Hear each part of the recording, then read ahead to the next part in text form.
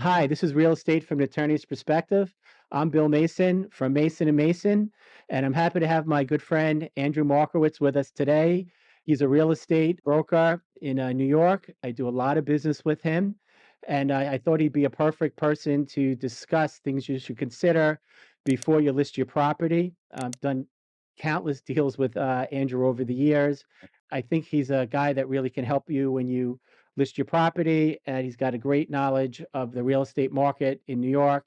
He's an amazing negotiator, and I'm going to go off topic a little here because I just now thought of a story I think I want to bring up in a way that he helped me with a client about a year ago.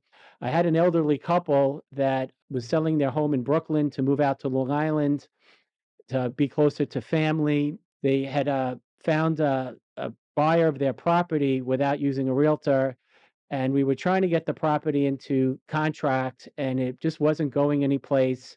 We were dealing with a builder that was buying and making a lot of demands and kind of just really giving us a hard time. And it had gotten to the point where it just didn't seem like the deal would work. And I had referred Andrew to go out there and give a valuation of the property because one of my other concerns was if he was selling it for the right price. And so Andrew, when I spoke to him on the phone, he said, "All right, well, before we list the property, let me go do the valuation. And since we do have this buyer, let me talk to him and see what I can work out." I don't remember the exact numbers, but including Andrew getting his commission, which he was entitled to, the client probably realized 50 or 75,000 more out of the deal. The deal went through. Remember at the closing, the people brought him pastry. They loved him. I think they were trying to get him in the family. But it shows, like, how important it is to have a good market knowledge. Andrew immediately was able to determine the property was worth more and show this to this developer, who's obviously a sophisticated buyer, and get him to pay more for the property and bring the deal to fruition. Now that I got sidetracked here, with that said, this is Andrew Markowitz, and hopefully he could tell us a little about himself before we start to talk about the things he considers or would like his people to consider before they sell their property. Thanks for Definitely. being here. Thanks for letting me be here, part of your podcast. And, it's always good to see you because it Thank you. means that we did something right and we're going to close on something. But Yep. also, it's always good to see you just Thank you. because I like you. I'm Andrew Markowitz. I own a brokerage. I'm a real estate broker. I've been in the business for over 10 years. I've hit real estate from many different angles. So I was a mortgage person at one point. I worked for a developer. I worked in a law firm that did real estate. I own real estate. I've sold real estate. I manage real estate. So I have perspectives from different angles, and that's how I use it to help my clients. So, Andrew, for the first question, I guess what I wanted to talk about is how important is it to properly price the house so that you don't sit on the market, forever or, undersell the property? Like, what do you think about what's going through your head? What are you telling a client when they're asking you these questions about what should I price the house? So there's a couple of things that we look at. We look at the market in general. Is it a seller's market? Is it a buyer's market? Is it a neutral market?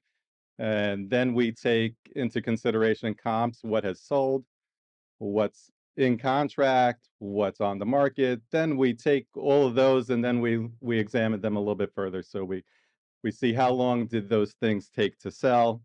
How long did those things take to get into contract? How long have those properties that are going to be your competition been on the market? Have they had any price cuts? All of these we take into consideration because we don't want to misprice it and then all of a sudden we become that stale property that's been on the market. You could have a fantastic property that has all the bells and whistles, triple mint, but if you priced it the wrong way and then you're sitting on that market, everyone's going to think that you have something wrong with it. So, Right. The longer you're on the market, the more people start thinking, well, why is it sitting there? Why isn't it sold? Right. exactly. So that's why it's very important to get that pricing correctly. In fact, one pricing strategy that, a lot of people are scared of is underpricing it a little bit and creating that bidding war mentality. So just for round numbers, let's say you could get $1 million for a property. You price it at 950 instead of that 1,100,000 because a lot of people are like, oh, I need that negotiation room. People Right. are going to lowball me. Right. But if you do it at that 950, everyone's gonna be like, "Oh, that's a steal. Oh, I need to have it." And then all of a sudden, they're bidding, and then our competitive nature as human beings comes into play.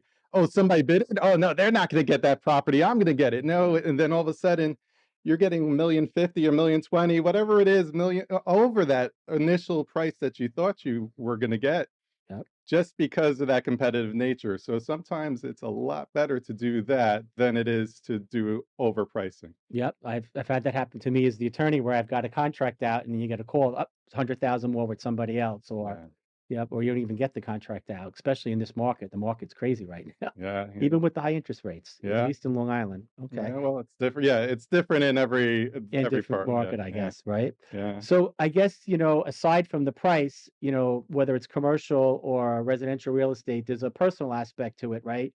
As far as when the people's going to sell, as far as their timing and any kind of thing that's going on with them. What are the things like you want to go over with the seller and I guess make them think through for themselves before you let them list? Well, I guess we need to figure out what's your next step in life. Are you upsizing? Are you downsizing? Are you moving for work? Are you moving to because of life changes? You need to be next to family. These are all important because you need to know, are you selling and buying something? And if so, what are you netting to help you buy that next property? Are you gonna use do you need the money from this sale to get to the next one? So there's a lot of things that come into play also on timing. So if you need to move right now, of course that lower strategy is better than if you have a lot of time. Then you could test the waters if you want to do the other way, a little bit higher and then cut Yeah. if needed. So that's definitely one of those things that, you need to know what's going on with a person's life. Yeah, those are all important considerations. You know, typically when I have someone come in and sign a contract, one of the first questions I ask them if they're a seller, okay, what are you doing from here? Yeah. And I'm sometimes surprised at how many people haven't really thought that through. And I'm like, well, you agreed to like a very quick closing here, where you're going to move, or, or if it's a commercial property, you need to find a replacement property for 1031. Sometimes the selling part, especially in this market, is easier than the buy part, right? Oh, yeah, of course, Sometimes it's especially on a really hard. Yeah. 1031, right? Yeah. So, and another good point is people sometimes don't realize how much the closing costs are, especially in New York. And if you don't do that calculation of how much is coming out of the cost, or they don't realize how much their mortgage payoff is, these are important things so that people can get out of one property and move to the other property. So Yeah. that those are really, important things. I guess another thing that would be a conversation is, what do you tell the people to do to prepare their property? Is there like anything special they should do, or what's the conversation you have in that regard? Well, it depends on the property. Sometimes we have people that they need to sell, and they don't have money to do anything to the property. In those cases, we say, "Hey, we're doing it as is, but let's try to declutter as much as possible." Put our best foot forward, at least in that aspect. Yes, it's a fixer-upper, or maybe it's in good shape, but good old shape. If we declutter, that helps a lot. If you have some money, it's always good to do a little bit work. If there's a leaky faucet, if Painting, you need to right? paint, right? I mean, even if you do nothing but just paint, a fresh coat of paint makes the property look a lot, Sure, cleaner and cleaner. yeah, and brighter. Yeah, yeah, Sure. yeah, yeah. And so there's little things that you could do to help in that aspect. And then if a property is vacant, then we could think about maybe we do some staging, get some furniture in it. I'll always do virtual staging for my clients. How's that work? So basically, we get the professional photographer in there, and they take the pictures, so we have nice clean pictures. Then I have another staging company that does virtual staging, puts in furniture. We decide, is it more of modern looking? Is it more traditional? And then they add in the furniture, and Oh, wow. it gives people the idea of how it could Like look, me, that we right? don't have a vision. Right, exactly. So a lot of times people see an empty place, and I've come across a lot of people that are like, can I even fit my bed in here? Meanwhile, it's a nice sized property, but or a nice sized bedroom, but you can't visualize what it's going to look like. And in those cases, also, when I worked for a developer, there were times that we couldn't sell a property because people were thinking the same thing. Can my bed fit here? Can I put a large dining room table here? They can't visualize themselves, but when we got the furniture in there, Really? they sold like that. So, Wow. but then again, there's a cost to that. So you have to make sure that what you're netting from that property justifies you renting that furniture because you're renting the furniture basically. Mhm. And if you're not netting enough money, then obviously it's not Not going to worth make it. But sense. I imagine just the virtual staging, which is probably something I imagine you do, right? Yeah, When everyone's looking for properties on Zillow and all the website, types of things that they see it and they could see what it looks like as opposed to just a bunch of empty rooms, right? exactly. That's great. So if it was like, does it make sense to do renovations before you're going to sell, or is that like not a good idea? Like, if your bathroom's old or just clean it up, it doesn't pay to like renovate it. Like, what's your thought on that? I think it depends on the market conditions, Mhm. basically. In a fast-moving market, you don't have to do anything. Right. Not even declutter, right? Like a couple of years ago when we had that crazy market, things were just moving. Right. So, in a slower environment, Do you get your money back, do you feel? you do with certain Certain things. things. Not some things you do not, some things you do. Right. But a new kitchen always adds value. Right. That's a key, right? Yeah, new kitchen, Expensive, new but key. bathroom. Yeah. Yeah, but there are also ways to do it more economically, but not spend that. Not it looks great, but you're not going all the way. You're not doing the handles that are costing $50 each, and you're not doing the cabinets that are super expensive. Right. Hmm. There's ways around it, but So you get your money back. you do get your money back. You definitely do get your money back. But there's also the opposite. You could over renovate, right? Right. And not realize it. Yeah, And or not renovate realize with something that somebody doesn't like, right, you know? right. And then that's another thing that people have to take into consideration is that you're not renovating for you. You're renovating for the next person. So people are like, "Oh, I want this bright red black splash that's really specific to taste." I'll tell you a funny story. So after Sandy, my mom lived in Massapequa on the beach. And Yeah. she had a beautiful house, and there was like the storm surge, and the whole back of the house was glass, and it actually took out all the windows, and the whole Ooh. house flooded, right? Uh, And she had a sub-zero refrigerator. I remember it being down on the beach, like saying, "Wow, this thing floats." It like got all the way down here, and we renovated the whole house, and it looked beautiful, right? right. And so my mom then decided to move, and the people that bought the house, right? They came in and they gave us pretty much full asking price for the house, but they came in and they gutted the whole house. Oh, So it was just like funny, like, it was all brand new, but it just didn't work for them, right. and part of it was also they wanted to relocate the kitchen and in a different part of the house, but they completely gutted the houses. So sometimes doesn't matter whether you renovate or not, I guess, That's true. And Yeah. like in my neighborhood, a lot of times they're getting variances to make these houses bigger, so you could be fully renovated. They're They're gonna, still yeah, gutting it, take it, and tear it down. yeah, Yeah, especially in Brooklyn, right? yeah, Or Roslyn, yeah, right? It's just yeah, in some of these areas, they just wanna get every square foot that they can potentially get, right? yeah, And for what it exactly, costs them to do it.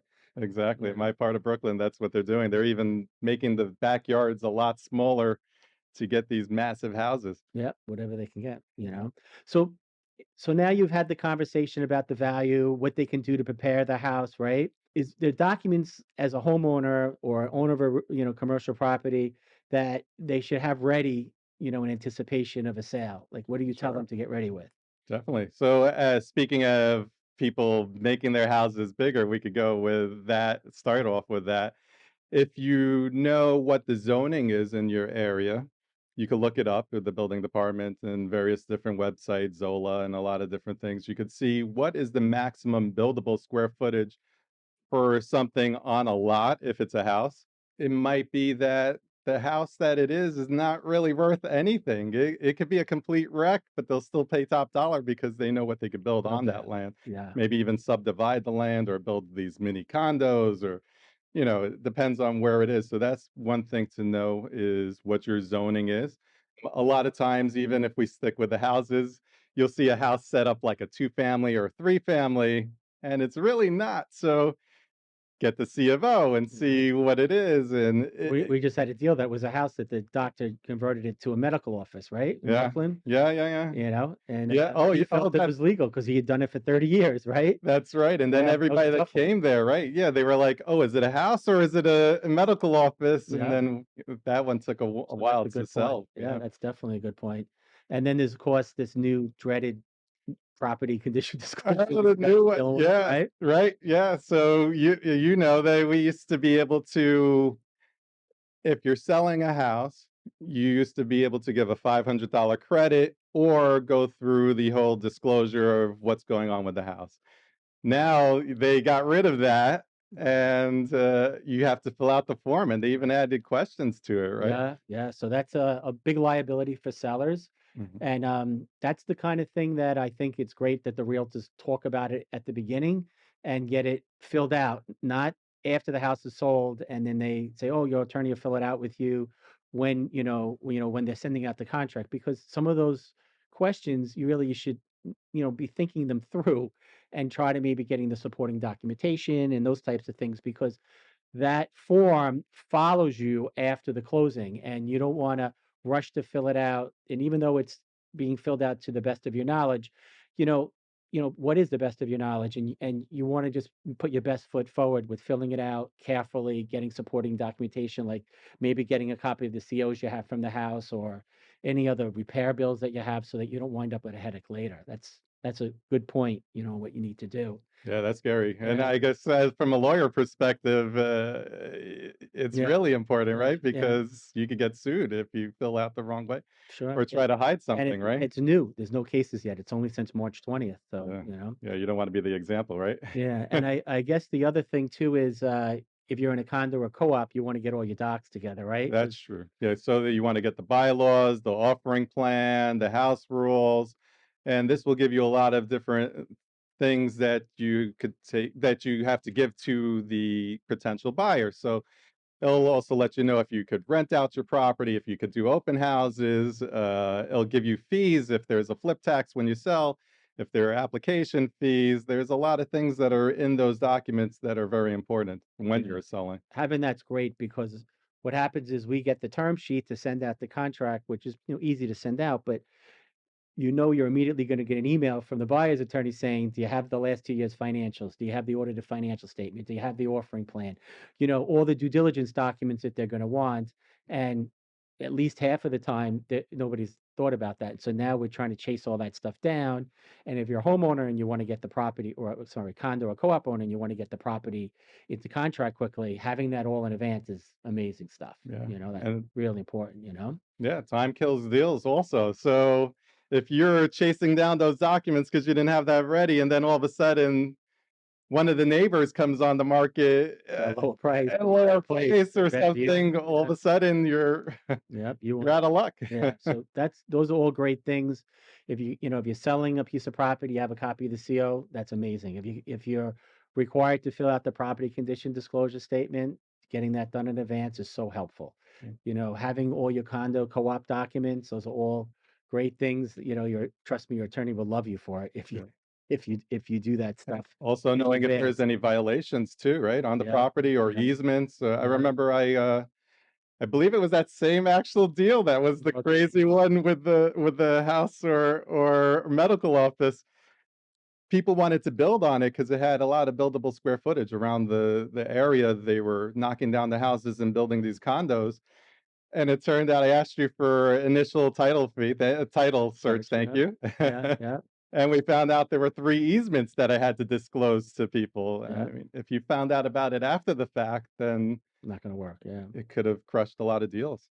Yeah, so, in at least in New York, the houses are pretty much 500 to in the millions, right? Yeah, So just doing that little bit of extra work ensures that your deal is gonna get into contract quickly or avoid it falling out of contract, for representing something that you really can't represent. So those are all great things to do.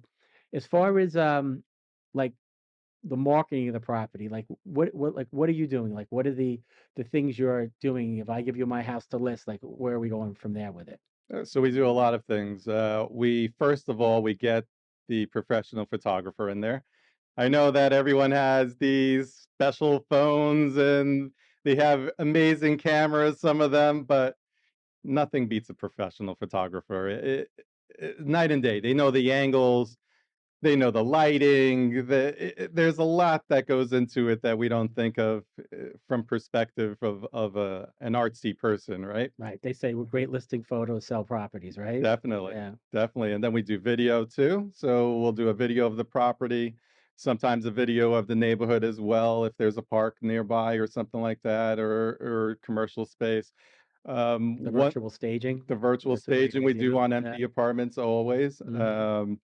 Also, we sometimes do the virtual walkthrough, but the property has to be really immaculate for that one because I've had it where you see, like, a little thing popping out under the sofa and, you're looking at it. It's amazing how much it picks up, everything. If you have, like, a little chip of paint, you'll see it on Right. this virtual thing, so you have to decide, do you really wanna get that detail? Something that With houses, you do if open houses? we do open houses as well. So we figure out what's good for the seller, if it's an occupied apartment. Are you okay with weekend open houses? If it's the summer, sometimes we like to do a weekday or warm weather where it's still light at night. We'll do a weekday evening open house. Um, I imagine in condos and co-ops, there's a lot of restrictions on timing, right? that is true. So Yeah. that goes back to getting the house rules and the bylaws as well, because sometimes you can't even do an open house on a property of a co-op or you can't show past a certain time. So it's very important to know what's going on with those things as well. And then sometimes if going back to the professionals, we'll get a drone up in the air if the area allows it. They're starting to do some restrictions in New York City, so Uh-huh. I actually had an interesting situation once where I was with a professional photographer, and this undercover van pulls up, and cops come out, and they're like, "What are you doing?" We're like, "Oh, we're photographing this I guess property." terrorists and all kinds of other things, you Exactly. know, they gotta So nowadays you gotta be careful. right, so in this And in day and Manhattan. age yeah, so this day and age, they're watching, you don't even realize.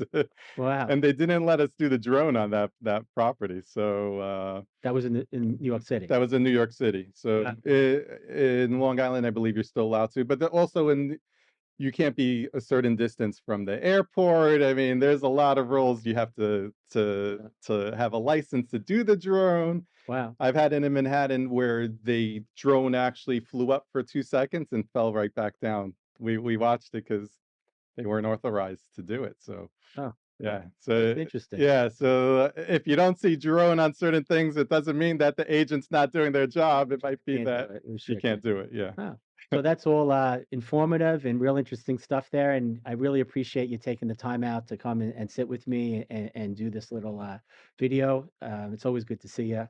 And, so just, if anybody wanted to reach out to you and, maybe discuss, it further, how could they get in touch with you?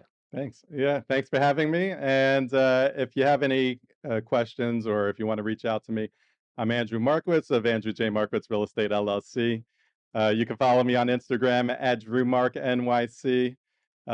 Email me at info@andrewmarkowitzrealestate.com. And I'm sure we're going to have all my contact information Absolutely. at the bottom of the video as well, right? Sure. Thanks. Really, this was fantastic. Thank you very much. I appreciate it. All right, I'm Bill Mason from Mason& and Mason. This is real estate from an attorney's perspective. I appreciate you watching us today.